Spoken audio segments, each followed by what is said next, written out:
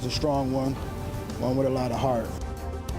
Tonight on Connecticut's news station, a family speaking out after their loved one is shot and killed in the capital city. Plus, a nonprofit that's been targeted by vandals gets major funding to upgrade security at their facility. And Connecticut supporters of Kamala Harris gearing up for a virtual rally. What local leaders are saying about this trend as Election Day nears. Now at 6, this is Fox 61, Connecticut's news station.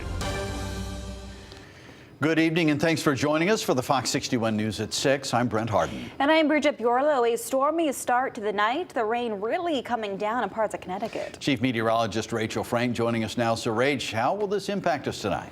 I think that some areas may need to bring outdoor plans inside, at least briefly, and then you can kind of pop your head back out again because it's a pretty fast-moving line. Also impacting people that are out on the roads for the evening commute, maybe slowing you down a little bit. You're using the windshield wipers. But again, even though we've got a lot of lightning associated with this, the good news is these storms are not severe, meaning they're not producing wind damage and they're not producing large hail.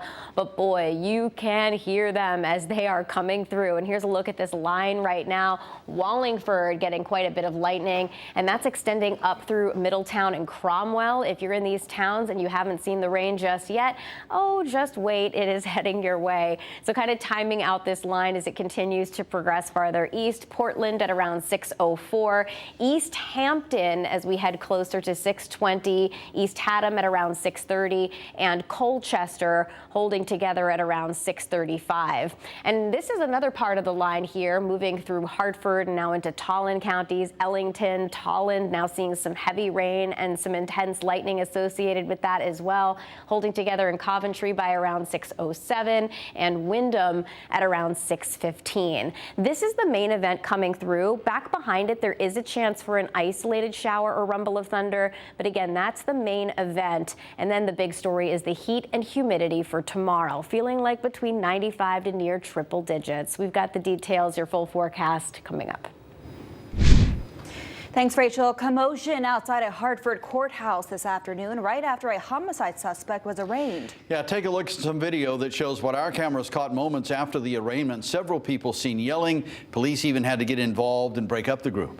Fox's 61 Sarah Sanchez is in the breaking news center right now with the very latest. So what are you learning, Sarah? Well, Brent and Bridget, Fox 61 was there when 53-year-old Arnold Marcus appeared in court. He's accused of shooting and killing Randy Gunn last night on Garden Street. Detectives have been combing through nearby surveillance video. They've discovered it started with an argument. We spoke with Gunn's relatives who say they're glad police quickly made an arrest. And tonight they say they'll always remember him as a family man. He'll give you his shirt off his back. Well, that's one thing about Randy and his daughter. He loved his daughter. He loved his family.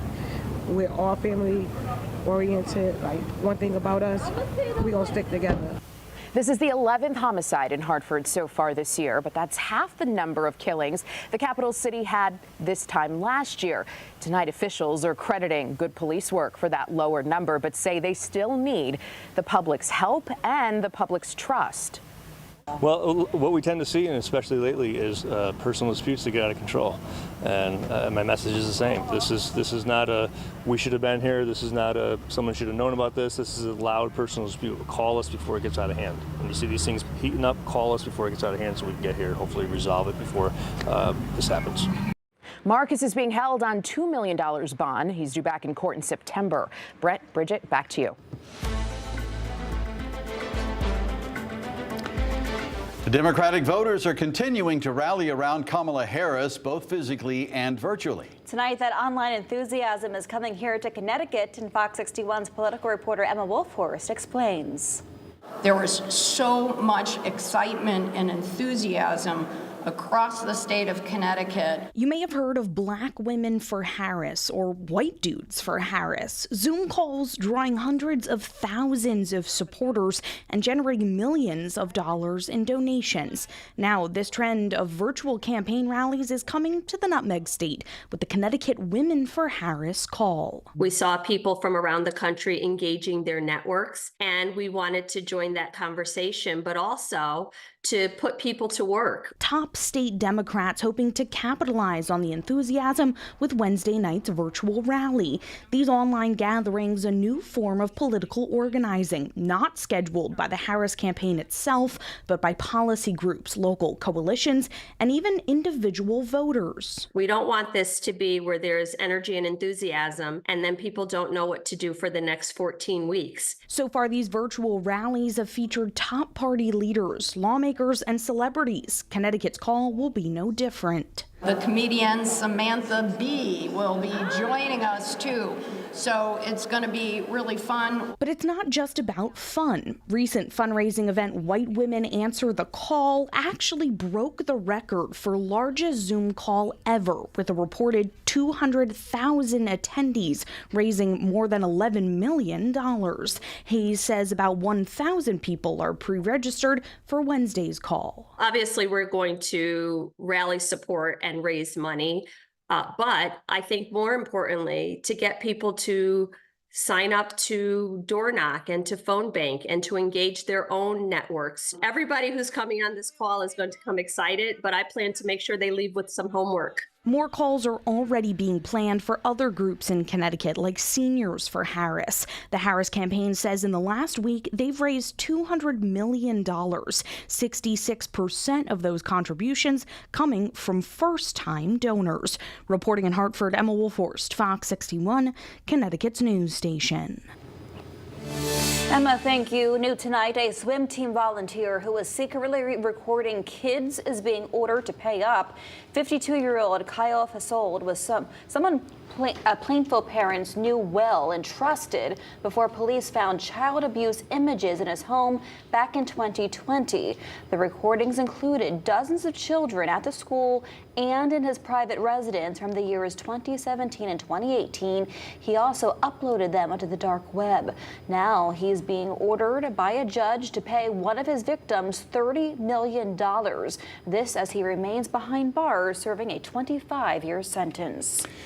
Police are searching for suspects who they say stole more than $2,000 worth of electronics at a Southington BJ's wholesale store.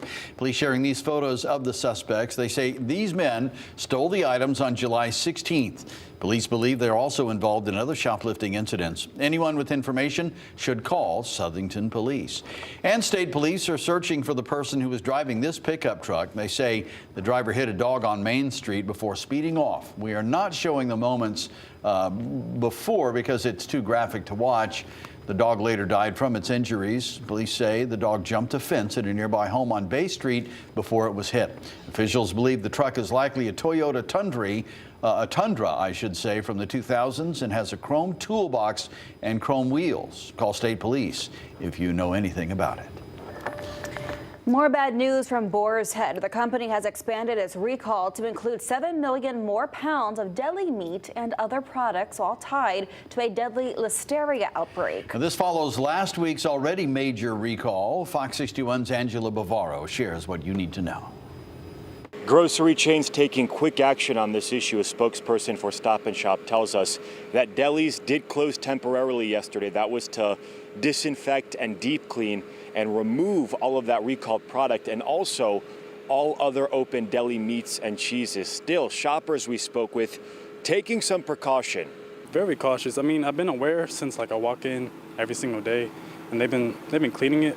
The Food and Drug Administration, is trying to do their job, and I hope they maintain surveillance or vigilance. The new recall includes 71 products made between May 10th and July 29th under the Boar's Head and Old Country brand names. The new items include deli meat, as well as some packaged meat and poultry products. Those include liverwurst, ham, beef, salami, bologna, and other products made at the firm's Jarrett, Virginia plant.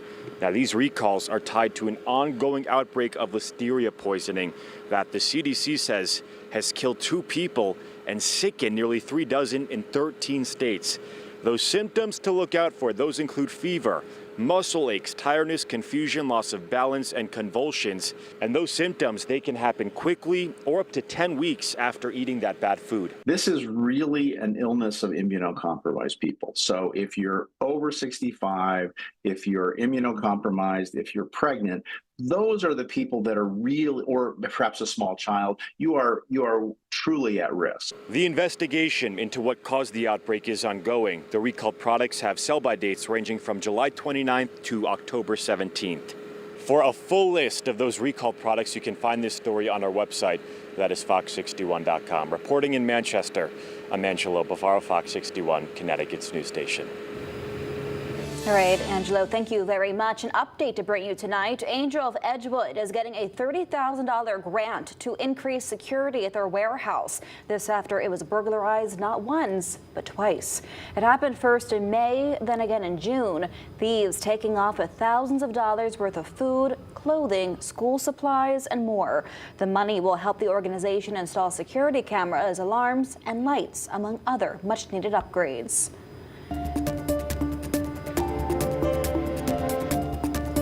A program focused on supporting child care here in Connecticut is getting $6 million over the next 3 years. It's a partnership between the Women's Business Development Council and the Connecticut Office of Early Childhood. It's been extended through June 2027. The program providing grants of up to $25,000 to qualified licensed and expiring child care businesses in the state. Since it began in 2020, the initiative has helped create more than 9,000 jobs in total and opened up more than 38,000 child care spots in Connecticut. Meanwhile, a bipartisan group of senators is introducing legislation aimed at lowering the cost of child care. Fox's Jared Halpern has more from Washington. With the cost of childcare spiraling out of control for many families, help could be on the way from lawmakers on Capitol Hill. Senator Tim Kaine, a Democrat from Virginia, and Katie Britt, a Republican from Alabama, are teaming up for a new bipartisan proposal released Wednesday, a series of bills that would modify existing tax credits to help parents afford childcare and introduce a new program to help keep childcare workers in their jobs, with average pay for the industry hovering at just above $30,000 a year. If this industry collapses, and I would say we're on the verge of collapse, a major collapse, it's going to have a detrimental impact on our workforce and our economy. Childcare has been a major factor in lowering the labor force participation rate in recent years. Those costs are rising at almost double the rate of inflation, creating a barrier for parents who want to go back to work. If entering the workforce or re-emerging into it, if an impediment to that is that you cannot afford childcare, then we as a nation have got to figure that out and do better. The senators say they think they have enough support to get their bill passed in the Senate, but it faces an uncertain future in the House, with some Republican spending hawks saying the government can't afford to pay for child care. There's no way you can pay for it. We're already $35 trillion in debt. The Senate is expected to vote Thursday on a separate bill that would expand the child tax credit. Most Republicans say they plan to vote against it. In Washington, Jared Halpern, Fox News.